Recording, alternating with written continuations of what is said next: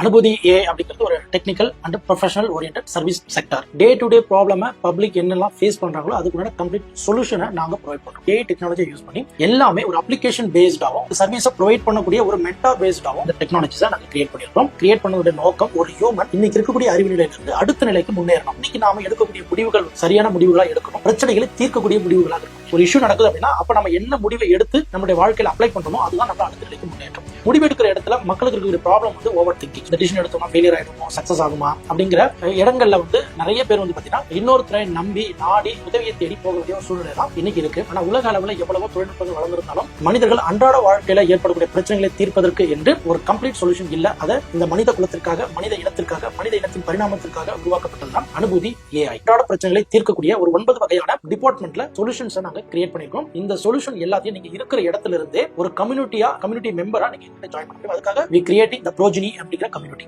அந்த progeny கம்யூனிட்டில நீங்க onboard ஆனீங்க அப்படின்னா உங்களுடைய டே டு டே ப்ராப்ளமான சொல்யூஷன் இமிடியேட்டா இருக்கிற இடத்துல இருந்தே கிடைக்கும். இதுதான் நாங்க எங்கெங்கிருந்து ஏதேது கேட்பினும் யாவருக்கும் அங்கங்கிருந்தே அருளும் அனுபூதி ஏஐ அப்படிங்கிற ஒரு கோட்டோட நாங்க உங்களுக்கு போயிட்டோம்.